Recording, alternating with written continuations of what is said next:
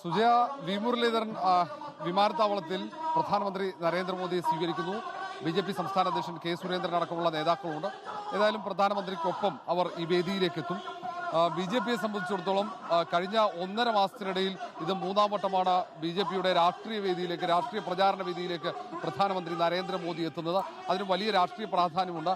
സംസ്ഥാനത്ത് ഈ തവണ ലോക്സഭാ തെരഞ്ഞെടുപ്പിൽ മുന്നേറ്റം ഉണ്ടാക്കാൻ കഴിയുമെന്ന പൂർണ്ണ ആത്മവിശ്വാസത്തിൽ തന്നെയാണ് BJP സംസ്ഥാന കേന്ദ്ര നേതൃത്വമുള്ളത്. അതുകൊണ്ട് തന്നെയാണ് മോദി തുടർച്ചയായ ചെറിയ ഇടപെടലുകൾ പോലും സംസ്ഥാനത്തേക്ക് പ്രചാരണത്തിനെത്തുന്നത്. മോദിയുടെ പ്രഭാവത്തിൽ തന്നെ സംസ്ഥാനത്ത് ലോക്സഭയിൽ അക്കൗണ്ട് തുറക്കാൻ BJPക്ക് സാധിക്കുമെന്ന കണക്കുകൂട്ടൽ തന്നെയാണ് നേതൃത്വത്തിനുള്ളത്. വ്യത്യസ്തമായ വിവിധ പ്രചാരണ പരിപാടികൾ ആസൂത്രണം ചെയ്തിട്ടുണ്ട്.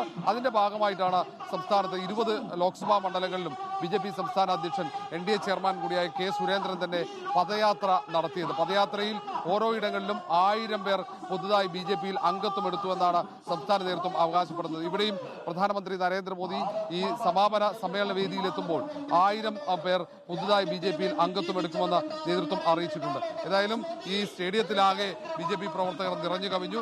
50,000 പ്രവർത്തകരെയാണ് സംസ്ഥാന നേതൃത്വം പ്രതീക്ഷിച്ചത്. അതിനപ്പുറത്തേക്ക് ആളുകൾ എത്തിച്ചേർന്നിട്ടുണ്ട് എന്നാണ് സംസ്ഥാന നേതൃത്വം ഇപ്പോൾ പറയുന്നത്. സ്റ്റേഡിയത്തിന് പുറത്തും പ്രവർത്തകരുണ്ട്.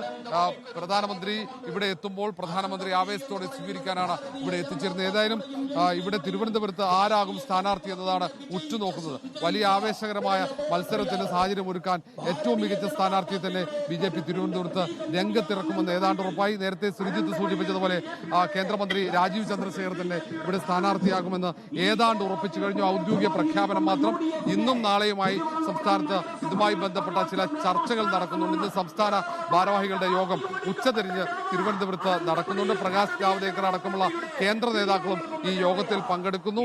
ഇതിന് പിന്നാലെ പാർലമെന്ററി പാർട്ടി യോഗത്തിൽ സ്ഥാനാർത്ഥികളെ തീരുമാനിക്കുന്നു. എന്തായാലും ആദ്യഘട്ട സ്ഥാനാർത്ഥി പ്രഖ്യാപനത്തിൽ കേരളത്തിലെ പ്രധാനപ്പെട്ട മണ്ഡലങ്ങളിലെ സ്ഥാനാർത്ഥികളെ എന്തുകൊണ്ടാണ് വൈകുന്നത്? വിവിധ തരത്തിലുള്ള കൂടിയാലോചനകളൊക്കെ നേരത്തെ നടന്നതാണ്. രാജീവ് ചന്ദ്രശേഖർ രാജ്യസഭയിലേക്കില്ല എന്നുള്ളത് വ്യക്തമാകുന്നു. അതിനുശേഷം തിരുവനന്തപുരത്ത് രാജീവ് ചന്ദ്രശേഖർ ആയിരിക്കുമെന്നുള്ളത് കുറെ കാലമായി കേൾക്കുകയും ചെയ്യുന്നുണ്ട്. പേര് പ്രഖ്യാപിക്കാത്തത് ഇപ്പോൾ പന്ന്യൻ രവീന്ദ്രനും ശശി തരൂരും വളരെ സജീവമായി കഴിഞ്ഞിരിക്കുന്നു. ഇന്നിപ്പോൾ LDFന്റെ സ്ഥാനാർത്ഥികളുടെ മുഴുവൻ ഔദ്യോഗികമായ പ്രചാരണത്തിലേക്ക് അവർ കടക്കാൻ പോകുന്ന ഒരു സാഹചര്യം കൂടിയാണ്. നിലവിൽ 2ാം സ്ഥാനത്തുള്ള BJPക്ക് സ്ഥാനാർത്ഥിയാകാത്തത് തിരുവനന്തപുരം മണ്ഡലത്തിൽ അവർക്കൊരു പ്രതിസന്ധിയല്ലേ റോഷിബ?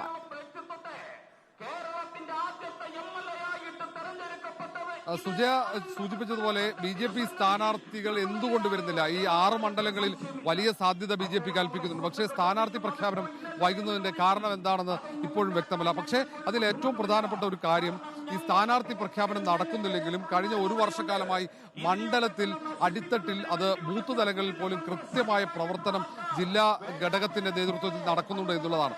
കാരണം അവിടെ ബൂത്ത് തലത്തിൽ പ്രവർത്തനങ്ങൾ, വോട്ട് ചേർക്കൽ അടക്കമുള്ള പ്രവർത്തനങ്ങൾ സാധാരണ CPM-ഉം അല്ലെങ്കിൽ കോൺഗ്രസും നടത്തുന്ന പോലെയുള്ള അടിത്തട്ടിലുള്ള പ്രവർത്തനങ്ങൾ കൃത്യമായി നടത്തി അത് ഏകോപിപ്പിച്ച് ഇവിടെ ആര് സ്ഥാനാർത്ഥിയായി വന്നാലും വിജയം ഉറപ്പിക്കാൻ കഴിയുമെന്ന ആത്മവിശ്വാസമാണ് BJP